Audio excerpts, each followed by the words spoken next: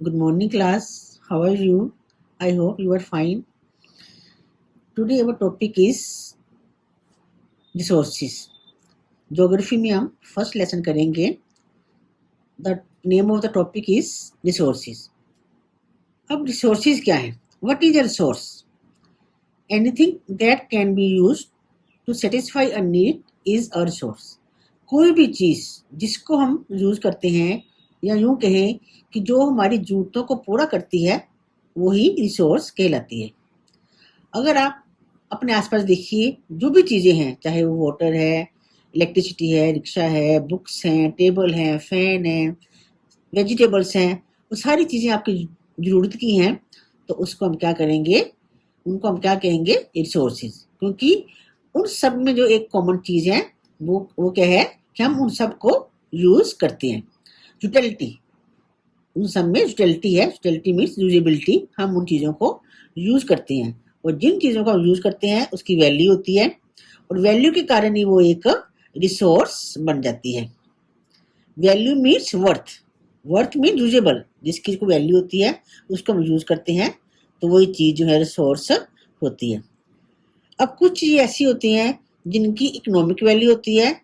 जैसे कि मान लो कोई चीज़ आप इकोनॉमिक मीन्स जिनको आप पैसे से खरीद सकते हैं, जैसे कि मेटल्स हैं, सोना चांदी, इन चीज़ों को हम पैसों से खरीदते हैं. लेकिन कुछ चीज़ें ऐसी होती हैं वो भी रिसोर्स होती हैं लेकिन उनको हम खरीदते नहीं हैं. जैसे कि लैंडस्केप. लैंडस्केप मीन्स कोई सीन है, कोई माउंटेन्स पे जाते हो आप लोग पहाड़ों पे, वो एक सीनरी है, वो भी यूजेबल है, उसको हम देखते हैं तो वो भी एक रिसोर्स बन जाती है क्योंकि वो जो है हमारी ह्यूमन नीड्स को सेटिस्फाई करती हैं. अब टाइम और टेक्नोलॉजी दो चीज़ें ऐसी हैं, दो फैक्टर ऐसे हैं जो कि किसी भी सब्सटेंस को, किसी भी चीज़ को रिसोर्स में चेंज करते हैं. और ये सारी चीज़ें जो हैं वो पीपल की नीड के साथ रिलेट करती हैं. People themselves are the most important resource. अब पीपल जो है खुद ही एक रिसोर्स है. कैसे? क्योंकि लोग ही जो हैं वो अपने आइडिया से, अपनी नॉलेज से जितनी भी इन्वेंशंस डिस्कवरीज करते हैं वो पीपल अपनी योग्यता के अनुसार या अपने आइडियाज के अनुसार सब करते हैं. जैसे कि पुराने समय में, एंशिएंट टाइम में जो है जब किसी भी चीज़ की इन्वेंशन नहीं हुई थी, अर्ली ह्यूमन बीइंग जो है उसको कुछ पता नहीं था, तो धीरे धीरे जो उन्होंने डिस्कवरी ऑफ फायर की. जब डिस्कवरी ऑफ फायर हुई उसके बाद जो है फायर के साथ साथ उन्होंने प्रैक्टिस ऑफ कुकिंग भी आ गई, उनको कुकिंग करना सीख लिया. फिर उसके बाद इन्वेंशन ऑफ व्हील हुई. जब व्हील का इन्वेंशन हो गया तो उससे जो है ट्रांसपोर्ट सिस्टम जो है शुरू हो गया. जितनी भी गाड़ियाँ जो हैं, बैलगाड़ी है या घोड़ा गाड़ी है, जो भी चीज़ें हैं वो चलनी शुरू हो गई. और फास्ट फ्लोइंग वाटर, तेज पानी जब बहता है तो उससे जो है हाइड्रो इलेक्ट्रिसिटी जो है उसको भी उन्होंने कन्वर्ट कर लिया. Now types of resources. Resources कितने तरह के होते हैं? There are 3 types of resources. 3 तरह के रिसोर्सेज हैं. That are natural, human made and human. सबसे पहले हम नेचुरल रिसोर्सेज का डिस्कस करते हैं. नेचुरल रिसोर्सेज वो होते हैं जो कि हमें नेचर से मिलते हैं और बिना किसी मॉडिफिकेशन के या बिना किसी चेंज के हम उनको यूज करते हैं. एग्जाम्पल के तौर पर जैसे एयर है, एयर को हम बिना किसी चेंज के या बिना किसी मॉडिफिकेशन के उसको हम यूज करते हैं. एयर को हम ब्रीथ करते हैं, सांस लेते हैं तो एयर को यूज करते हैं ना, तो एयर बिना मॉडिफिकेशन के हम उसको यूज करते हैं. उसके बाद वाटर है, सॉइल है, मिनरल्स हैं, ये सारी चीज़ें जो हैं ये हमें नेचर से प्राप्त होती हैं और ये हमें कुदरत का एक फ्री मिला हुआ तोहफा है और इसे हम डायरेक्टली यूज़ करते हैं. कई केसेस में होता है कि जब हम कुछ जैसे टूल्स और टेक्नोलॉजीज यूज़ करते हैं उनको यूज़ करने के लिए, जैसे पानी वगैरह है उसको निकालने के लिए मशीन का यूज़ करते हैं, लेकिन ये नेचर से हमें मिलती है तो उनको हम डायरेक्टली यूज़ करते हैं. उसके बाद नेचुरल रिसोर्सेज जो हैं वो भी कई तरह की कैटेगरीज में क्लासिफाइड की गई हैं. जैसे कि level of development and use, उसका ओरिजिन कहाँ से होता है, या उसका स्टॉक कितना है और कहाँ कहाँ पे उसको डिस्ट्रीब्यूट किया जाए, ये इन चीज़ों में भी नेचुरल रिसोर्सेज जो हैं वो क्लासिफाइड किए जाते हैं. सबसे पहले जो है on the basis of their development and use. Development और यूज़ के अकॉर्डिंग भी जो है उसमें भी हम नेचुरल रिसोर्सेज को दो तरह से क्लासिफाई करते हैं, एक्चुअल रिसोर्स और पोटेंशियल रिसोर्स। अब एक्चुअल रिसोर्स क्या होते हैं? Actual resources are those whose quantity is known, these are being used in the present। Actual resources वो होते हैं जिनकी क्वांटिटी हमें पता होती है कि वो कितनी है और हम कितना यूज करते हैं, और उसको हम एज ए प्रेजेंट आज के लाइफ में, आज के टाइम में यूज करते हैं।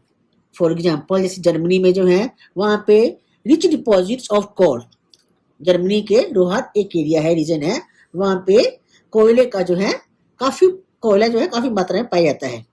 उसके बाद वेस्ट एशिया में पेट्रोल जो है वो भी काफी मात्रा में पाया जाता है, और इंडिया के महाराष्ट्र में डेक्कन प्लेटू जो है वहाँ डार्क सोइल मिलती है। तो ये हम आज प्रेजेंट में यूज करते हैं। तो जो प्रेजेंट में चीजें यूज करते हैं उसको हम क्या बोलते हैं? Actual resources. उसके बाद है potential resources. Potential resources are those whose entire quantity may not be being known and they are not being used at present। Potential resource वो होते हैं जिनको इंटायर क्वांटिटी तो पता होती है लेकिन हम उनको प्रेजेंट में यूज नहीं करते हैं। They could be used in the present, वह हम प्रेजेंट में यूज नहीं करते, हमें पता है कि वो है उसकी क्वांटिटी, लेकिन हम लैक ऑफ टेक्नोलॉजी, हमें पता नहीं होता कि वो कहाँ यूज होगी या उसकी क्वांटिटी कितनी है, उसको हम यूज नहीं कर सकते। For example the uranium found in Ladakh, हमें ये पता है कि लद्दाख, जो इंडिया में लद्दाख एरिया है, वहां पे यूरेनियम पाया जाता है, लेकिन हम उसको आज प्रेजेंट में जो है उसको यूज नहीं कर सकते क्योंकि हमारे पास उसको यूज करने के लिए अभी टेक्नोलॉजी नहीं है। एक और एग्जांपल जैसे हाई स्पीड विंड्स, 200 साल पहले जो है ये भी पोटेंशियल एनर्जी थी, लेकिन आज है एक्चुअल एनर्जी बन गई है। क्यों? क्योंकि आज जो है हमने इसको यूज करना शुरू कर दिया है। किस चीज के लिए? To generate energy using wind mills. Wind mills जो है हम इसको यूज करते हैं, जैसे कि नीदरलैंड्स में है, या फिर तमिलनाडु में एक शहर है नेग्रोर, वहां पे, और गुजरात कोस्ट में भी है बहुत सारे विंड मिल्स, विंड फार्म बने हुए हैं, यहाँ पे विंड मिल्स चलाई जाती हैं। और ये जो है पोटेंशियल एनर्जी आज नहीं है, ये 200 साल पहले थी, लेकिन आज ये एक्चुअल एनर्जीज को कहते हैं। Based on their origin they can be abiotic and biotic. अब ओरिजिन के तौर पे जो है नेचुरल रिसोर्सेज है वो भी दो भागों में बांटा जाता है, जैसे कि अबायोटिक और biotic. Abiotic means non living things, जो जिंदा नहीं होती हैं, जिनमें लाइफ नहीं होती है, और बायोटिक मीन्स लिविंग थिंग, जैसे सॉइल, रॉक्स, मिनरल्स, ये सारी क्या है? अबायोटिक है। लेकिन प्लांट्स और एनिमल्स, जितनी प्लांट्स हैं या एनिमल्स हैं वो सारे बायोटिक में आ जाते हैं। उसके बाद नेचुरल रिसोर्सेज जो है उनको हम दो तरह में और बांट सकते हैं, जैसे renewable and non renewable. Renewable क्या होती है? जो कि लिमिटेड होती है। ये जो है सोलर एनर्जी या विंड एनर्जी, इनको हम जितना चाहे मर्जी यूज कर सकते हैं, लेकिन ये कभी खत्म ही नहीं होती हैं, ये अनलिमिटेड होती हैं। कई बार क्या होता है, केयरलेस यूज के कारण जो है इनकी जो क्वांटिटी खत्म होने वाली होती है या पोल्यूट हो जाती है, लेकिन ये कभी भी खत्म नहीं होती है, इनको हम यूज करते रहते हैं। जैसे सोलर एनर्जी है या विंड एनर्जी है, वाटर है, सॉइल है, फॉरेस्ट है। ज्यादा यूज करने के कारण या केयरलेसली यूज करने के कारण जो है ये अफेक्ट करती है इसके स्टॉक के ऊपर, लेकिन ये खत्म कभी नहीं होती हैं। नॉन रिन्यूएबल रिसोर्सेज, ये जो रिसोर्सेज हैं ये इनका स्टॉक जो लिमिटेड होता है और जल्दी खत्म हो जाते हैं। अगर हम इनको ज्यादा यूज करेंगे तो दे विल गेट एग्जॉस्ट, और इनको दोबारा बनने में जो है थाउजेंड्स ऑफ ईयर्स लग जाते हैं। जैसे कि कोल है, पेट्रोलियम्स है, नेचुरल गैस है, अगर इनको हम एक्सेस यूज करेंगे तो ये खत्म हो जाते हैं और दोबारा जल्दी बनते नहीं है। Next, on the basis of their distribution resources can be ubiquitous and localised. Distribution के अकॉर्डिंग जो है नेचुरल रिसोर्सेज भी दो तरह के हैं। एक तो रिसोर्सेज वो होते हैं जो कि हमें हर जगह मिल जाते हैं, उनको क्या बोलते हैं? यूबिक्विटस। जैसे कि एयर जो है किसी एक खास जगह पे नहीं होती है, जहां मर्जी जहां भी आप जाओगे वहां आपको एयर मिल जाएगी। लेकिन कुछ चीजें ऐसी होती हैं जो कि एक खास जगह पे कुछ सर्टन प्लेसेस में मिलती हैं, जैसे कि कॉपर है, आयरन और है। ये जो है डेक्कन प्लेटू में जैसे पाए जाते हैं, तो ये हर जगह नहीं पाए जाते, उन रिसोर्सेज को हम क्या बोलते हैं, लोकलाइज्ड। अब ये जो रिसोर्सेज हैं, ये नेचुरल रिसोर्सेज जो है वो फिजिकल फीचर्स के ऊपर भी डिपेंड करती हैं, जैसे कि जमीन कैसी है, माउंटेन्स है या प्लेन है या प्लेट्यूस है, या फिर वहाँ का क्लाइमेट कैसा है, गर्म है, सर्द है, या फिर एल्टीट्यूड। एल्टीट्यूड मीन्स ऊंचाई, हाइट के अकॉर्डिंग भी जो है नेचुरल रिसोर्सेज है उनकी क्वांटिटी जो है उसके ऊपर डिपेंड करती है। सेकेंड पॉइंट है इसका human made resources. Natural substances become resources only when their original form has been change. अब जैसे कई बार क्या चीजें होती हैं, कुछ चीजें ऐसी होती हैं जिनको हम एग्जैक्ट यूज नहीं कर पाते हैं, उनको हम तभी यूज कर पाते हैं अगर ह्यूमन जो है, पीपल जो है उनको मॉडिफाई करती हैं। जैसे कि जो आयरन ओर मीन्स कच्चा लोहा, जब हम उसको जमीन में से निकालते हैं तो वो अलग तरह का होता है, उसको हम एज इट इज यूज नहीं कर सकते। उसको हम तभी यूज कर सकते हैं जब ह्यूमन बींग जो है, पीपल जो है, वो अपनी स्किल के अकॉर्डिंग जो है उसको मॉडिफाई, उसको एक्सट्रैक्ट, उसका जो एक्सट्रैक्ट होता है उसको निकालता है, फिर वो लोहा बनता है, और वो लोहा जो है, वो आयरन जो है बिल्डिंग्स बनाने के काम आता है, ब्रिजेस, रोड्स, मशीनरी और व्हीकल्स में बसेस, गाड़ियां वगैरह वो बनाने के काम आता है। तो इसलिए जो है इसको हम ह्यूमन मेड रिसोर्सेज बोलते हैं कि ह्यूमन ने बनाए हैं वो चीजें जो है, चाहे हमें नेचर से मिली हैं लेकिन उसे ह्यूमन ने, पीपल ने उनको मॉडिफाई करके उसको बनाया है। Technology is also a human made resource, और टेक्नोलॉजी जो है वो भी एक ह्यूमन मेड रिसोर्स है। Next, human resources.